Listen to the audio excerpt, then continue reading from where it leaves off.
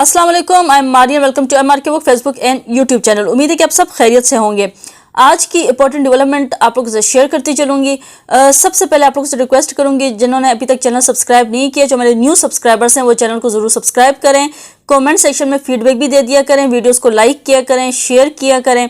अच्छा, आज का जो एजेंडा है वो सवाबी जलसे के हवाले से है। जैसे कि सवाबी जलसा जो हुआ है पीटीआई का, उसमें एक जो है वो गैर मामूली हरकत हुई है।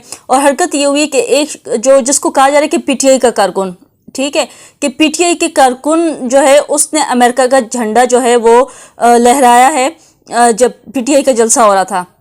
अब देखें, जब जलसा होता है तो उसमें कारकुनान भी शामिल होते हैं, उसमें चलते फिरते राहगुज़ीर भी शामिल होते हैं, कोई वैसे ही शुगर मेले के लिए खड़ा हो जाता है, कोई शरपसंद अनासिर भी शामिल होते हैं जो कि दीगर पार्टी के होते हैं, लेकिन अपने आप को पीटीआई का साबित करके कोई शर फैलाते हैं। तो हो सकता है कि कोई शरपसंद हो जो इसमें शामिल हो गया हो और वो अपना शर डालने के लिए उसने ये हरकत की हो।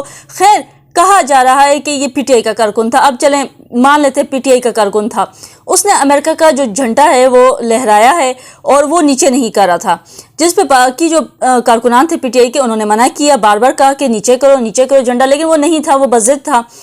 खैर, उससे ज़बरदस्ती जो है वो झंडा छीनने की कोशिश की गई और जो कारकुनान थे दीगर, उन्होंने उसके हाथ से छीनने की कोशिश की। इसी में हाथापाई भी हो गई, लेकिन छीन लिया और उससे नीचे करवा लिया वो झंडा।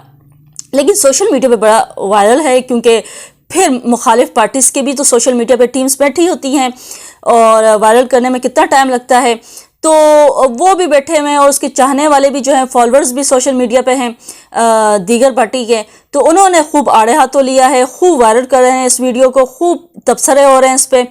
और इस हवाले से जो है पीटीआई का भी ऑफिशियल स्टेटमेंट आ गया है। जो वज़ीर इत्तलात हैं, मुशीर इत्तलात हैं खैबर पख्तूनख्वा बैरिस्टर मोहम्मद अली सैफ, उन्होंने जो है वो अपनी ऑफिशियल स्टेटमेंट दी है और उन्होंने कहा है कि पीटीआई ने सवाबी जलसे में अमेरिका के झंडे को मुस्तरद किया है और इस अमल से लाताल्लुकी का इजहार भी किया है। वज़ीर आला खैबर पख्तूनख्वा ने भी अमेरिका का झंडा लहराने पर गम और गुस्से का इजहार किया है। ये बैरिस्टर सैफ की जानिब से ये जो है वो क्लियर किया गया है। इस जलसे में अमेरिका का झंडा लहराने वालों के खिलाफ सख्त कार्रवाई जो है वो अमल में लाई जाएगी।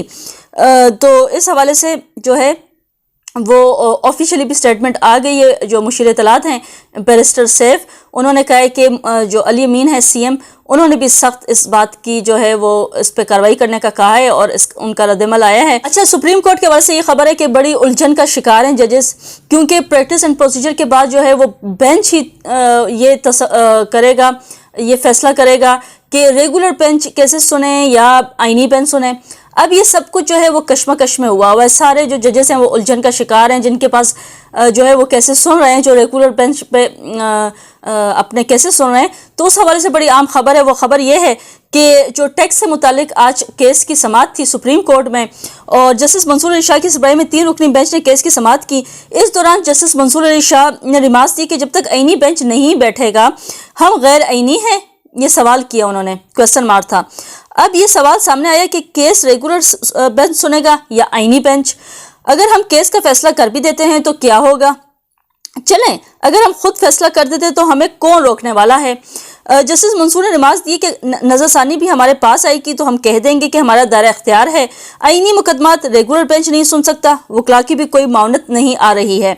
जस्टिस अकील अब्बासी ने रिमार्क्स दी कि अभी हम ये केस नहीं सुन सकते या नहीं, थोड़ा वक्त दें तो देखते हैं कि क्या होता है। जस्टिस आयशा मलिक ने रिमार्क्स दिए कि प्रैक्टिस एंड प्रोसीजर कमेटी फैसला करेगी, जिसमें अभी वक्त लगेगा। प्रैक्टिस एंड प्रोसीजर कमेटी फैसला करे कि ये क्या आईनी बेंच सुनेगा या रेगुलर बेंच सुनेगा। तो प्रैक्टिस एंड प्रोसीजर कमेटी के ऊपर भी ये क्वेश्चन मार्क पड़ता है कि कहाँ सो रही है, कि अभी तक देखें जितना लेट होगा उतने केसेस सुनने में देर होगी, उतनी ही जजेस को कश्मकश होगी, उतनी ही जो है वो हमारा जुडिशरी का जो निज़ाम है वो जो है वो दरम भरम हो जाएगा, वो एक रेगुलर उसमें नहीं चलेगा। तो जितना जल्दी हो सके फैसला आप कर लें, जो भी करना है। जस्टिस मंसूर अली शाह का मुस्कुराते हुए जो जस्टिस मंसूर अली शाह ने अपने रिमार्क्स दिए, उन्होंने कहा कि आपकी गुजारिश पर कोई नुक्ता नज़र नहीं दे सकते, इसको मुलतवी कर देते हैं, हम सिर्फ गपशप लगा रहे हैं। केस की समाअत गैर मुय्यना मुद्दत तक मुलतवी कर दी गई। तो यही बात मैं फिर कंटिन्यूटी के साथ करूँगी कि جو بھی پریکٹس اینڈ پروسیجر کمیٹی ہے وہ فیصلہ کر لے تاکہ جو کیسز ہیں وہ لگ جائیں. ریگولر بینچ نے سننا ہو یا آئینی بینچ نے سننا ہو, اس سب معاملے کو جو ہے وہ جلد سے جلد نمٹا دیا جائے, ورنہ جو ججز ہیں وہ اسی طرح الجھن کا شکار رہیں گے اور کیسز جو ہے وہ اس طرح پینڈنگ پہ چلتے رہیں گے. اچھا, اس حوالے سے ایک اور بھی خبر ہے, اس حوالے سے نہیں, اس کے علاوہ ایک خبر ہے, اور وہ خبر یہ ہے کہ پی ٹی اے نے جو وی پی این ہے اس کو غیر رجسٹر جو وی پی این اس کو بند کرنے کا پاکستان میں فیصلہ کیا ہے. جو ورچوئل پرائیویٹ نیٹ ورک جیسے کہ وی پی این, اس حوالے سے خبر جو آپ لوگوں سے شیئر کر رہی ہوں کہ غیر رجسٹر وی پی این سیکیورٹی رسک ہیں. غیر رجسٹر اور غیر قانونی وی پی این سے حساس ڈیٹا تک رسائی ہوتی ہے, جب تک غیر رجسٹر وی پی این سے غیر قانونی مواد تک رسائی بھی ہو سکتی ہے. پی ٹی اے نے ملک میں غیر رجسٹر وی پی این جو ہے وہ بلاک کرنا شروع کر دیے ہیں, اور یہ فیصلہ وی پی این کی وائٹ لسٹنگ کے لیے کیا گیا ہے. پی ٹی اے نے جو ہے وہ جو رپورٹ کیا گیا ہے وہ یہ ہے کہ پی ٹی اے نے 2010 میں وی پی این کی رجسٹریشن کا آغاز کیا اور اب تک 20,500 کے لگ بھگ وی پی این رجسٹر کیے جا چکے ہیں, جبکہ 1,422 سے زائد کمپنیاں اب تک وی پی این رجسٹر کرا چکی ہیں.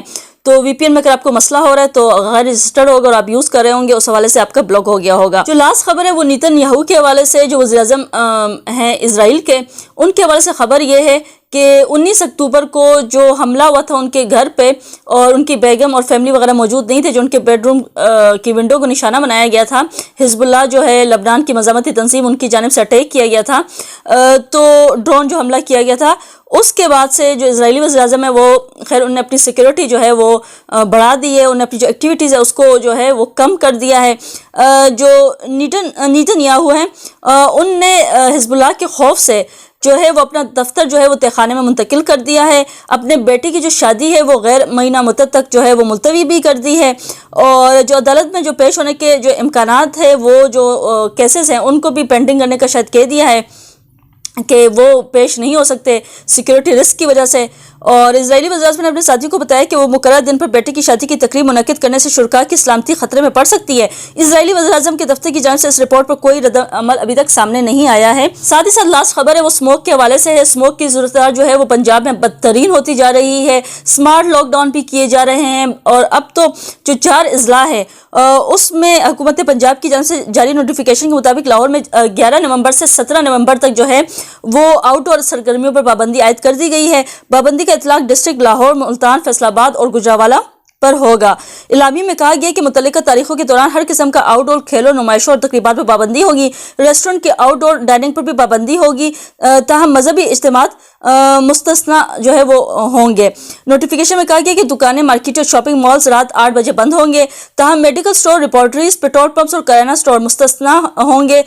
بڑے ڈپارٹمنٹل سٹورز میں صرف گروسریز اور میڈیکل سیکشن کھلے رہیں گے.